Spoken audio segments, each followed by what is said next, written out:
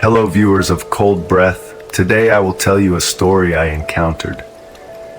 If you find this story interesting, please like the video and subscribe to the channel so that I have the motivation to tell you more interesting stories.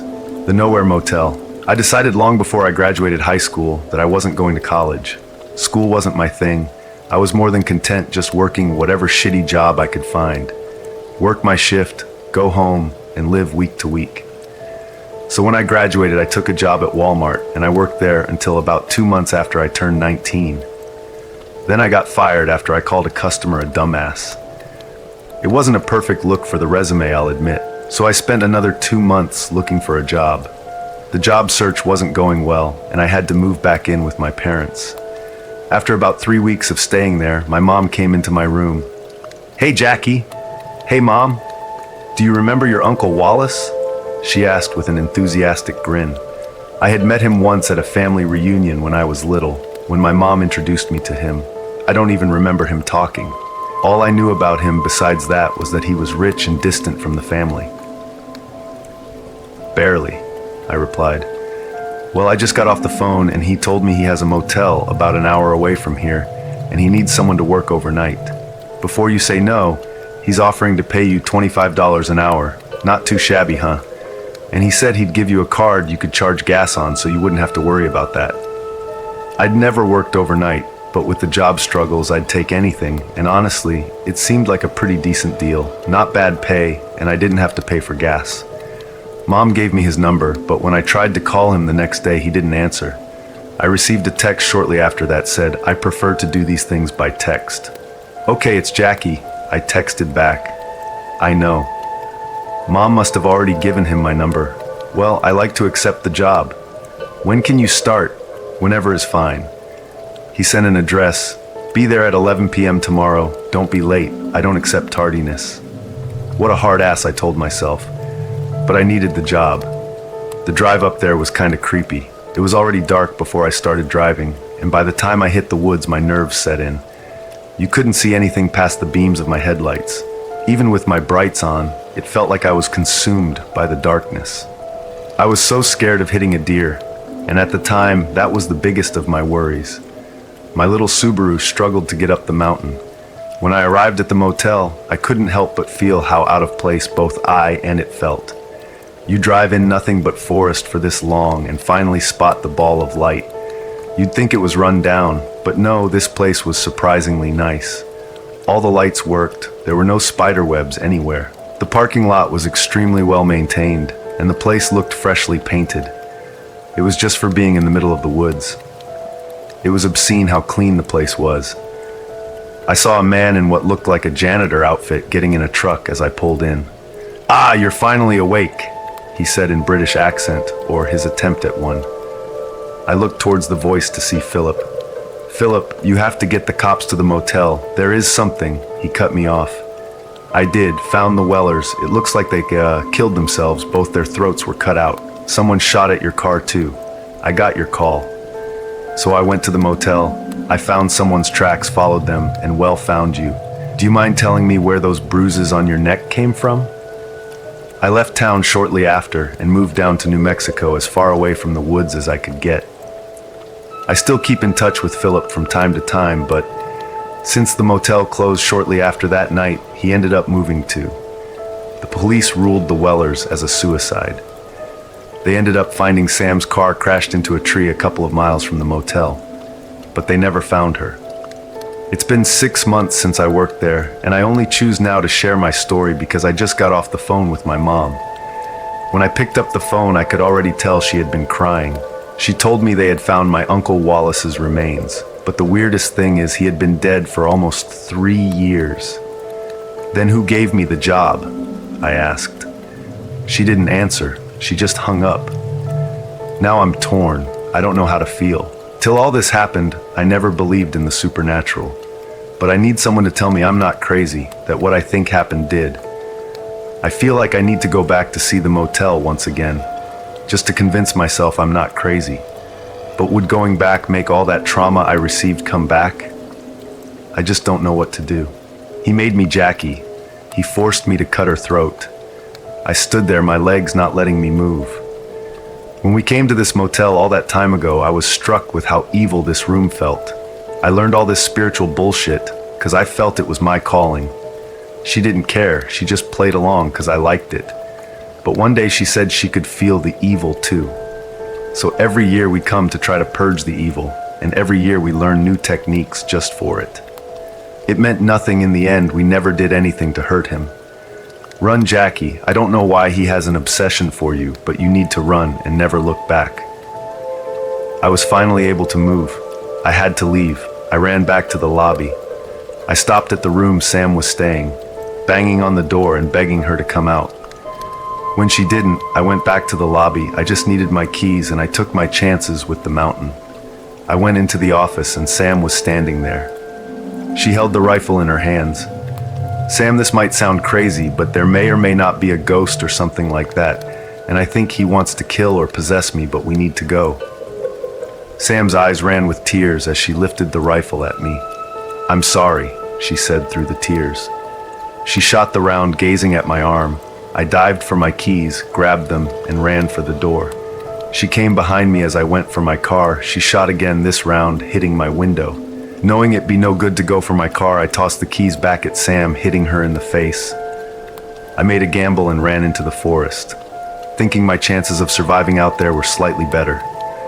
My arm ached, my body shivered, the snow made its way past my shoes and onto my feet. They began to go numb. The cold was too much, and I began to think I made the wrong choice. In the corners of my eye, I swear I kept seeing him. I stopped as he stood in front of me, the mixture of freezing and exhaustion not letting me move any further. He stepped closer, wrapping his elongated arms and fingers around my neck. The sound of grinding metal and laughter filled the air. He kept yelling my name like he was taunting me by knowing it. The world spun, the night was brighter than it should have been. I could hear the voices of everyone I knew all at once. All my senses felt overwhelmed, and I was pushed to the ground. He pressed down into my throat, wrapping his hands all the way around my neck. I was even fighting back. My vision went blurry, my last sight being the glow of my phone making one final call. I woke in someone's living room. I was lying on their couch next to a furnace. They won't come. No one will come for you, Jackie. Look, I don't wear a name tag, so the fact he knew my name was kinda alarming. If you think knowing my name is gonna scare me, it scared me. Jackie, Jackie, Jackie! He paused each time he said it. All right, I'm calling them. Really, I was heading for the gun. All the lights in the motel flicked off, and for a second I thought we lost power. But the light came back on after about 10 seconds. When they did, he was gone, and in his place, a deer that looked like it had been fillet opened. Worse, it smelt like the deer carcass had already begun to rot. I made my way back to the lobby, still gagging from the smell when I did. I locked the door behind me and went for the rifle. It may not have been a big gun, but it was better than nothing. Jackie, Jackie, Jackie, I heard him coming from the door. He stared straight at me. Jackie, Jackie. He began to bang on the glass. Every time he did, the lights flickered.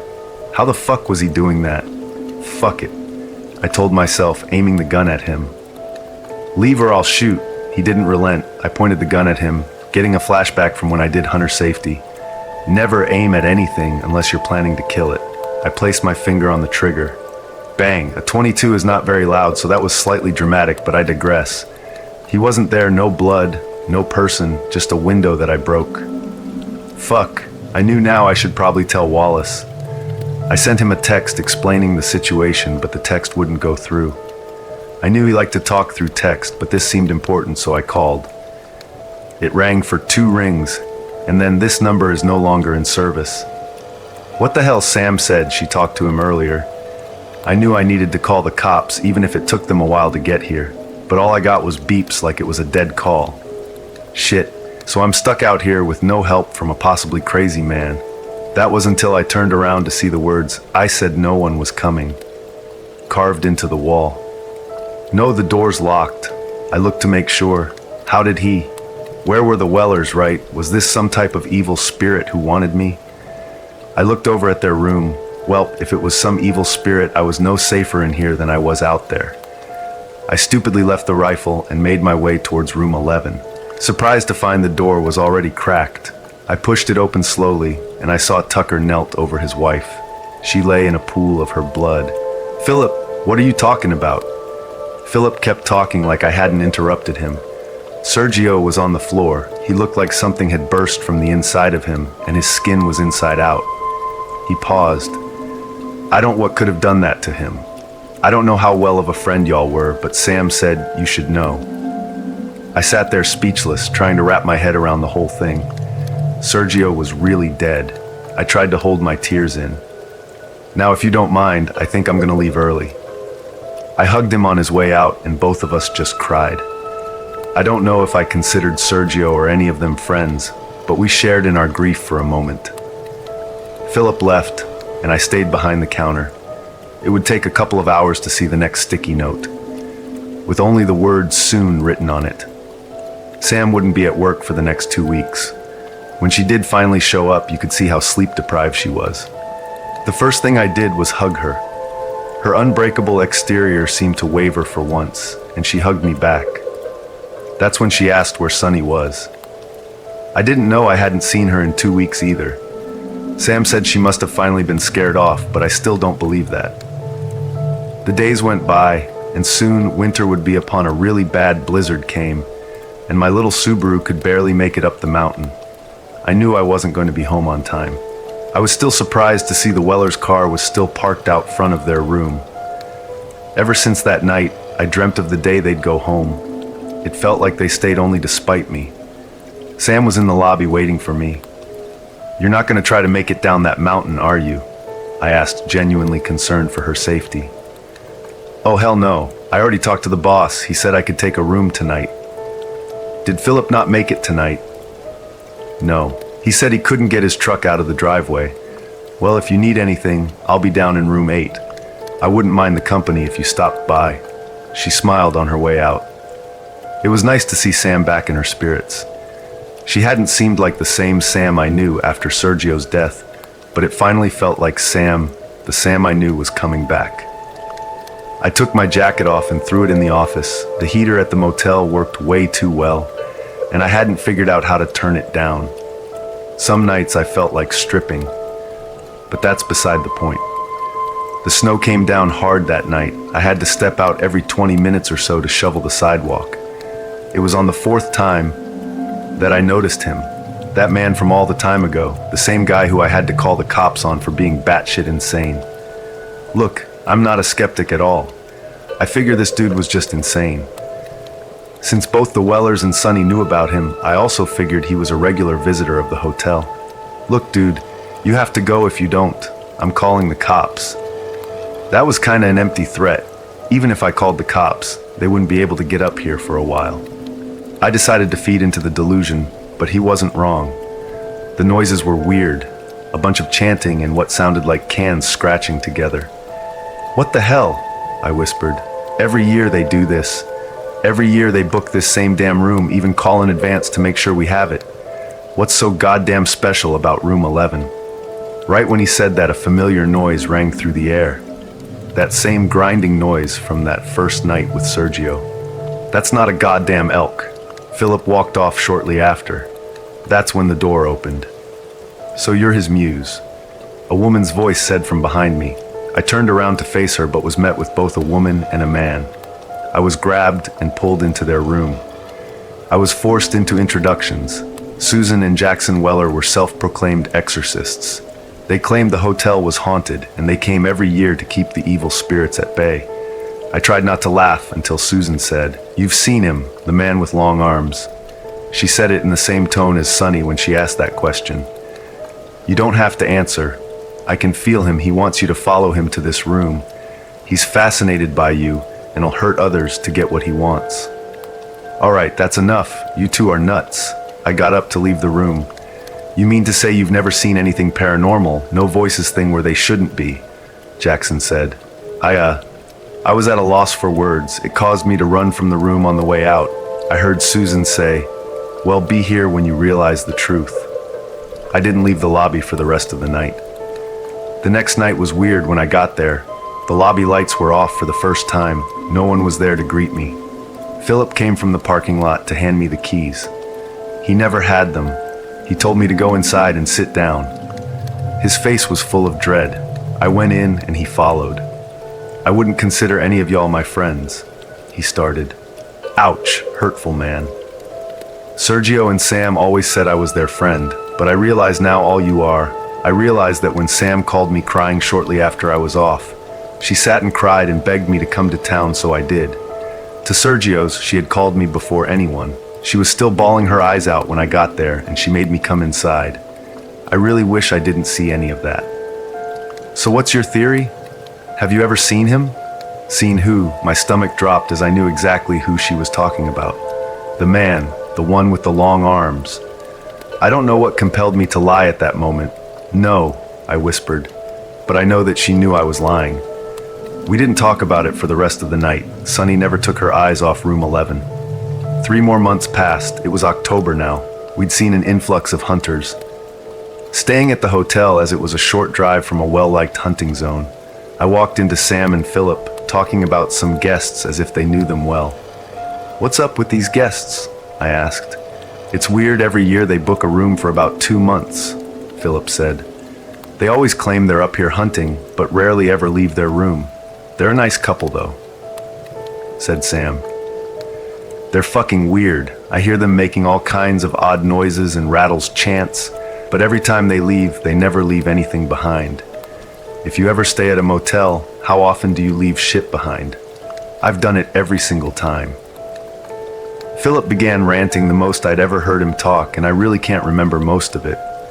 "Maybe they're just meticulous people," I responded. "No, something is up with them, I just know," he said, leaving the lobby. "He gets like that every year when they come. I don't give a damn what they're doing. They pay and they don't cause problems," Sam said, handing me the keys on her way out. But what seemed like out of the blue, I realized I hadn't seen Sergio in some time. He was supposed to be the one meeting me tonight, not Sam. "Something wrong with Sergio? He must be really sick. All this time I've worked with him. He's never called out," she responded. I could see the worry on her face. "I'll check on him. I know where he lives." She forced a smile. I made the usual rounds of stuff that didn't take me very long to do. Then the boredom would set in well before I noticed Philip pressing his ears to one of the rooms. I was sure it was the one that the couple was staying in, so I figured I'd confront him about his quite creepy behavior. "Philip, come on, man. You can't be doing that. Shut up and listen." It took around 40 minutes for the police to arrive, and by the time they did, I had called both Sam and Philip, who beat them here. Philip was strapped with a 12 gauge and sat and stared at the room. When the police finally arrived, they reviewed the camera footage. But the moment I left the office, all the cameras were cut off. They only returned to recording once I ran into the lobby, so they checked what happened before the man came in. It was like he just appeared when the cameras had a small bump in quality, as if he was born from the air itself. When Sergio found out, he told me to take Tuesday off. I did and returned on Wednesday. When I got there, Sergio stood over something with a petrified look on his face. I asked him, trying to figure out what he was reading. He looked at me and said, "I was in the bathroom for 30 seconds. This wasn't here when I left." He handed me what he was reading. A sticky note. "Can't wait to see you again, Jackie." 3 weeks would pass before anything noteworthy happened. I'd arrived to work as usual, but an unknown woman on the older side stood there talking behind the counter with Sergio. For a second I thought it was a guest, but guests aren't allowed behind the counter. "Jackie, this is our new hire, Sunny. She'll be working night shifts with you," Sergio said. I was a bit surprised as this came out of the blue. "I'm sorry, boss sprang this on us a couple of hours ago. Are you going to be okay to train her?" I felt confident enough in my job now, so this seemed fine to me. Sunny was extremely kind. Her hair was red, but she was graying. She was also quite short. I'd learned that she'd only be working 3 days a week after her training. Friday through Saturday, just to cover my days off. The only day we'd work together was Fridays. But even with that, I was glad to have someone on nights with me. I quickly, over the next couple weeks, became good friends with her. The nights we worked together would be my favorite, as the woman was just full of stories. She only took this job as her husband had recently passed and she didn't want to be at home all the time. She and her husband had stayed at the motel in the past, and she told me that it was always nice. Until the last time we stayed here was over 2 years ago. Tucker, my husband, was extremely healthy. He never had any health problems. But after that last visit, he started having heart issues. The doctors said it was because of his age, but I don't believe that. I asked if he'd like to choose a room so there was no one else staying at the time, but he ignored me. So I chose a random room and handed him the paperwork. He scribbled across the page and handed it back to me. I read over it, but I struggled as his handwriting was atrocious. He slapped a $100 bill on the counter and left, not bothering to take his change. He was giving me the creeps, so I didn't bother to chase him down. I went back into the office to grab a drink from my fridge, but the computer that had our camera system on it caught my eye. It's set to automatically cycle through the cameras unless I interact with it. It was set on camera 3, the camera that stares directly at the sign out front. There the man stood, smacking his head against it. He said something, but our cameras didn't pick up any audio. I ran from the office to stop the man. I didn't want him hurting himself or damaging the sign. But as I peeked out the door, he wasn't there. I wasn't having any of this, so I went to room 11, the room I had assigned him. But before I even got to it, I noticed the door was wide open. The man was unwell and had some sort of mental problem. So I pulled my phone out and called the police, as I didn't want him to do anything to hurt himself or me. The operator picked up and I began explaining the situation to them.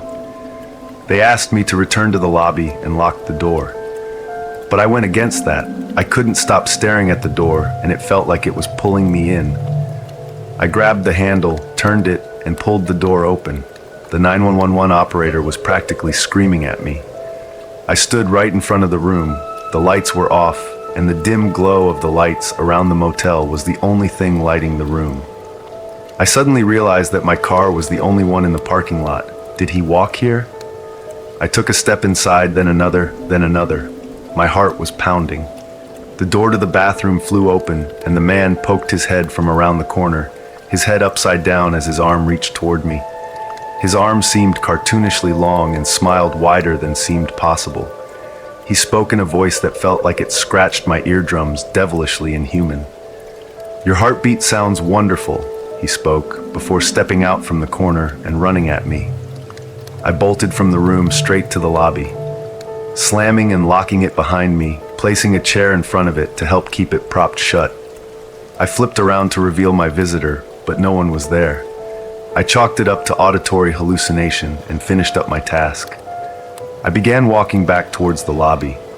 Through the window door, I could see someone standing behind my counter. At first, I thought, shit, they told me to lock the lobby if I wasn't in there. But when I blinked, the person wasn't gone. Shit, it's the dark, it's tripping me out, that's all I kept telling myself. But deep down, I knew that was the same man in the woods from yesterday. Morning and the sunlight could not come soon enough. I spent the rest of the night peeking every corner. I locked the lobby for the rest of the night as well. I was worrying too much, I told myself. I just mistook a shadow or something. Right at 7, a car rolled up to relieve Sam and hopped out, coffee in hand. "How was your first night alone?" she asked. "It's a bit creepy being alone out here."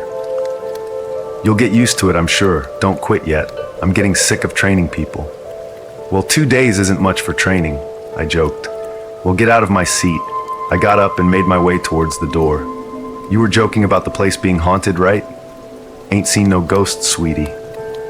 Her voice soothed my nerves a bit. Ghosts aren't real, I knew that for sure. I don't, why I suddenly was getting all scared of some shadows. I remember that weekend zooming by. Don't even remember what I did. Within the blink of an eye, I was making the same drive up the mountain. Surprisingly, Sam and Sergio were both there. "Philip ain't here tonight, so it'll just be you all night. Call someone if you need anything," Sergio said, making his way out the door, Sam following behind him. She gave me a little wink on the way out.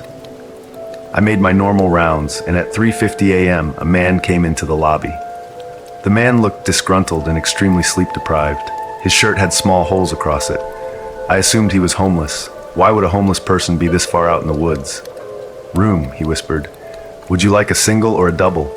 "Price," $75 for a single, $115 for a double. Cheaper. With that, Sergio and I drove off. Around 7:30 in the morning, when I was driving back, I swear I saw someone watching me in the woods.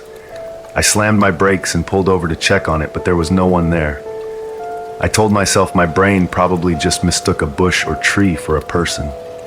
When I got home and tried to sleep, I couldn't stop thinking about the person and the noise. Something about them both just stuck in my mind. It was Friday night, my third night on the job, and I'd have the weekend off. I felt very anxious once again. It was going to be my first night working alone. I mean, Sergio and Philip would both be there, but only for part of my shift, but after 1 a.m. I'd be by myself. There were more cars in the lot than usual. Philip was power washing the sidewalk. He gave me a nod as I walked past him. "Hey Jackie," Sergio said as I walked in. "Looks like a busy day." "Yeah, we had a group of friends on a road trip come through, heading up towards Canada. They'll be gone in the morning." We talked till he had to leave and he passed off the keys. I brought some of my drawing stuff so I'd have something to do. When it came Philip's time to leave, he stopped off to let me know. "I'm heading out." This was the first time I genuinely heard him speak. His voice was very deep, and it scared me at first. "Have a safe drive home," I replied. He headed for his truck, but he turned around, catching the door before it completely closed. "I don't live far from here, just a cabin about 10 minutes east. You've probably driven past the road on the way here. Maybe the drive is pretty dark, so I'm not sure. Well, I'll leave you with my number if anyone or anything." He paused for a moment with a worried look across his face. "Call me and I'll be up in just a moment." "Thank you, Philip, but I'm sure I'll be fine." That's what everyone says. As he walked out the door, I wanted to stop him. I wanted to know what he meant by that, but his truck was out of the parking lot before I could even think to stand up. Soon after, a woman, who was clearly drunk, stumbled out of her room and toward one of the vending machines. I paid her no mind until she wandered into the lobby. "Are you out, Dr. Pepper?" she said in her most convincing emphasis. I'm definitely not shit-faced voice. "I have more in the office, I'll grab you one." I returned with a can and traded it for the $2 in her hand. "You're my lifesaver," she said, leaving the room. I figured I'd restock the vending machine since I had nothing better to do. I cracked open the machine, loading the soda into it. Then someone whispered into my ear, "That you, Jackie?" After I calmed down, I felt a bit of relief. At least I'd have something to protect myself in case of an emergency. "You know how to use it?" she asked. "Yeah." "Good, didn't feel like teaching you. The last overnighter we had a fit when I showed him." I chuckled a bit, and for the first time tonight, Sam smiled. "You didn't bring any food, did you?" "No, I haven't had much money." "Well, I have some pizza in the office fridge we can split." Sam lightened up a bit after eating. "So you've worked here for 9 years, huh?" "Yep, you'd be surprised how many guests we get. At least 10 of the rooms are full at a given time. Don't know how hard it is on nights. I usually don't work them unless it's to train one of the overnighters. You are the only one at the moment. Place is supposed to be 24 hours, but we have a hard time keeping the night folks." "Any reason why?" "Place is haunted." She paused. I got a little nervous when she said that. "Just fucking with you. It's probably because working nights sucks ass." The night went off without any problems. Before I knew it, the next night came by. I walked into the lobby to Philip and Sergio talking at the desk.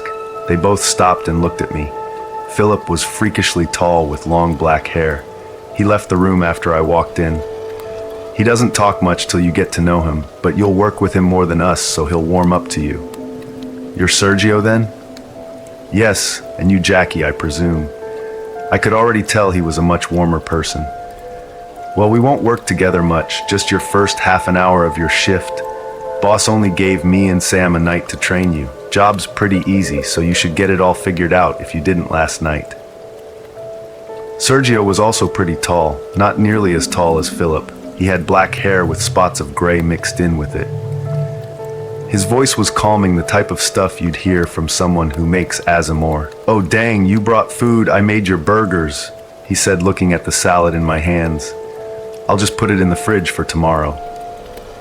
The night went off pretty similar to the night before. But Sergio took his time to walk me around the motel and show me what some of the unoccupied rooms looked like. The rooms have an electric lock opened by a key card for the guest, but can be opened with a key we keep on a keychain for the employees. Room 18 lock got stuck, so he showed me the trick to open it. I also got my first guest around 2 a.m. The whole transaction went off without a hitch. Around 4 a.m., we heard this horrible noise from the woods, but Philip assured me it was an elk. Elk don't sound like that. They make horrible noises, don't get me wrong, but that sounded like grinding metal. Philip will be here till 1 a.m. tomorrow. He works Wednesday through Sunday, so you won't be alone every night, and Sam will be here to pass off the keys when you get here. I took a mental map of the place. There were 11 rooms out front and an equal amount of rooms out back. The office/lobby had a woman sitting in it. Next to the office, there were 2 vending machines, one for soda and one for snacks. The glowing sign out front read the Nowhere Motel. What a cheesy name, I told myself. I parked my car, and at the same time the truck pulled out. I made my way towards the lobby. I opened the door, and there was one of those little bells that ding when you walk into like a gas station. The woman shot me a glance. She was a short redhead wearing a hat. "You need a room," she said with a little bit of an attitude. No, I'm the new hire." "Oh, you're Jackals." "Jackie," I corrected. "All right, follow me. I'll get your card and your keys and we'll get you trained." She ushered me through a door that had a desk with a computer and a bunch of paperwork. Then she handed me a card and keys. "Name's Sam, by the way. The card there is for gas and food only. The boss gives you $20 a day and he will revoke it if he needs to. I bought a scratcher once and he chewed my ass out. The boss said you were out of a job for a while, so he gave you a 100. It was then I began to notice the southern drawl in her voice. "Do I have to pay it back, or does it come out of my checks?" "Nope, just something nice he does since the place is so far out." I was kinda expecting Wallace to meet me here. "Who in the hell is Wallace?" "Oh, the owner. How do you know his name?" She looked extremely puzzled. I didn't want to say he was my uncle, so I lied and said he was a friend of my mom's. The face she gave me made it feel like she didn't believe me. "So that's his name. Neither me, Sergio, nor Philip knew it, and I and Sergio have been here 9 years. Philip even longer, she must have seen." I didn't know who those people were. They the other workers. Sergio's the manager, he works in the office with me. Philip's the janitor. You'll meet me both tomorrow. Philip usually stays till 1 in the morning, but he had to leave a little early tonight. The rest of the night was all the boring job stuff, how to clock in and out, how to help guests with paperwork, how to make keys for guests, how to check and use the cameras, what to do in the event of a robbery, etc. The part that startled me was when she showed me the gun under the counter. "It's just a .22 meant for animals, calm yourself."